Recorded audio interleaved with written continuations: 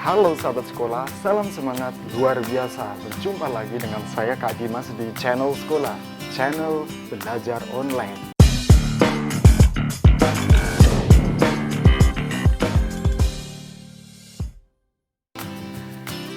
So, bagi kalian-kalian, khususnya pelajar yang butuh materi pelajaran, butuh semangat belajar dan inspirasi dalam belajar, kalian wajib subscribe channel ini. Oke, hari ini Kak Dimas akan share dalam kelas edukasi, yaitu materi pelajaran kelas 3, tema 1, subtema 1, pembelajaran kelima.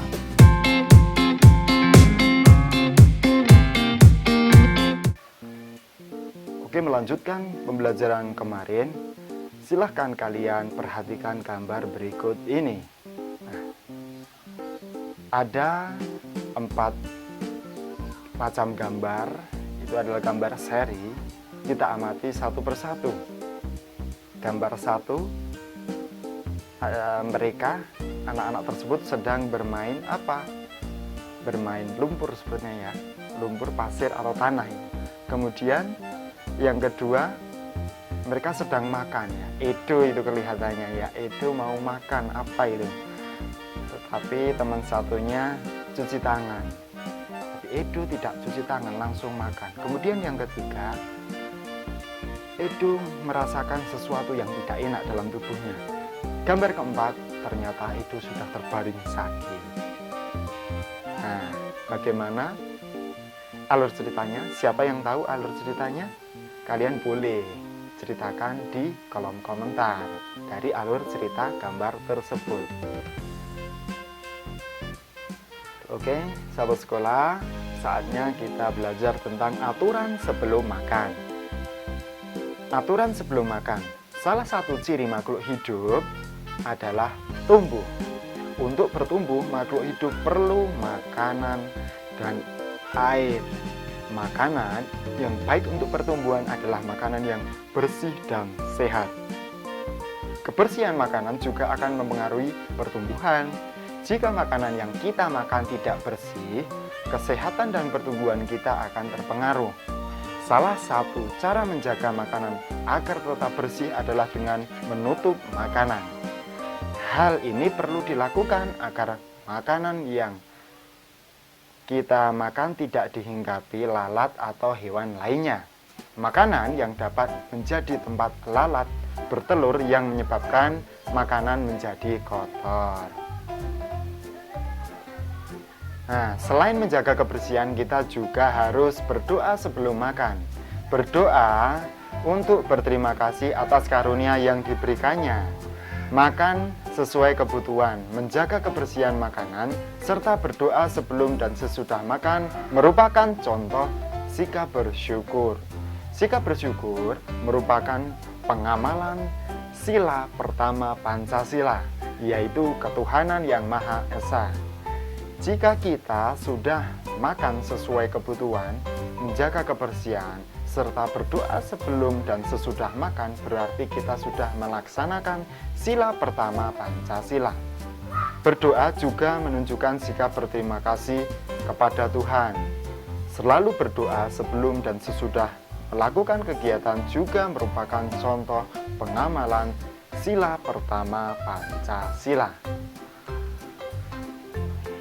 Sahabat sekolah, saatnya kita berlatih. Di gambar kalian sudah melihat ada peternakan sapi, kemudian ada peternak sapi yang sedang memerah susu sapi, dan ada susu sapi kemasan. Nah, susu sapi adalah salah satu contoh makanan yang sangat baik untuk kesehatan. Beberapa perusahaan memproduksi susu sapi dalam bentuk kemasan. Ya, biasanya kemasannya kotak, siap saji agar mudah dikonsumsi. Berikut ini adalah jumlah susu kemasan kotak yang dapat dihasilkan oleh beberapa perusahaan. Kalian lihat tabel tersebut, ada 5 perusahaan ya. Perusahaan A, perusahaan B, perusahaan C, perusahaan D, dan perusahaan E. Nah, jumlah susu kemasan yang dihasilkan per bulan berbeda-beda. Kita lihat perusahaan A menghasilkan 1.200 kotak per bulan. Perusahaan B menghasilkan 3.800 kotak per bulan. Perusahaan C menghasilkan 4.800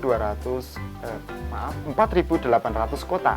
Kemudian perusahaan D menghasilkan 3.250 kotak dalam sebulan dan perusahaan E menghasilkan 2.200 kotak.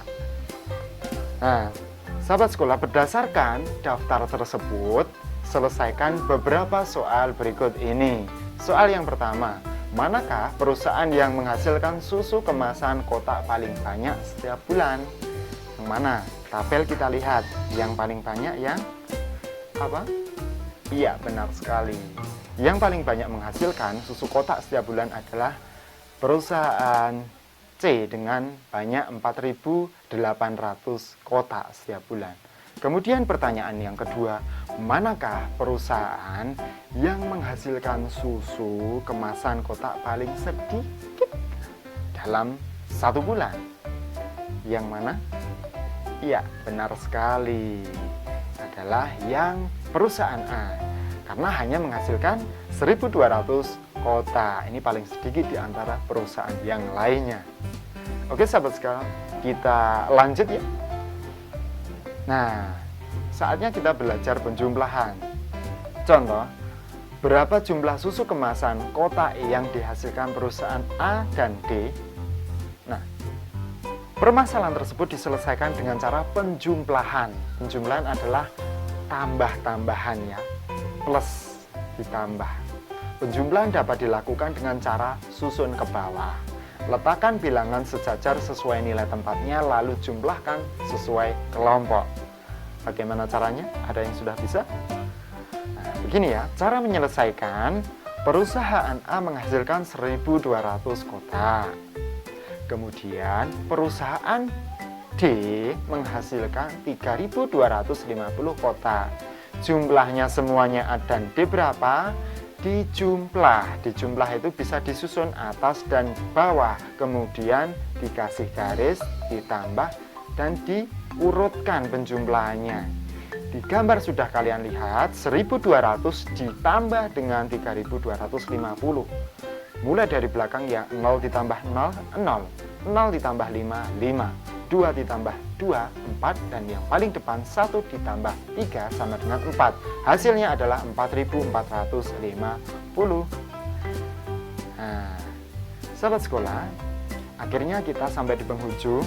Tugasmu adalah berlatih penjumlahan tadi tentunya. Kemudian berikutnya adalah menyelesaikan soal-soal berikut ini. Setidaknya ada 3 soal, yaitu semuanya soal penjumlahan. Soal pertama, berapa jumlah susu kemasan kotak yang dihasilkan oleh perusahaan A dan B? Berapa jumlah susu kemasan kotak yang dihasilkan oleh perusahaan A dan B? Kemudian yang kedua, berapa jumlah susu kemasan kotak yang dihasilkan oleh perusahaan B dan E? Dan soal ketiga, berapa jumlah susu kemasan kotak yang dihasilkan oleh perusahaan A dan E? Oke, kerjakan. Kak Dimas tunggu jawabannya di kolom komentar. Gitu ya. Oke, bersambung ke pembelajaran ke-6. Oke, cukup sekian sahabat sekolah pembelajaran kita hari ini. Semoga pembelajaran ini bermanfaat bagi kalian dalam meraih cita-cita dan mimpi besar kalian. Cukup sekian, saya Kak Dimas. Salam semangat luar biasa.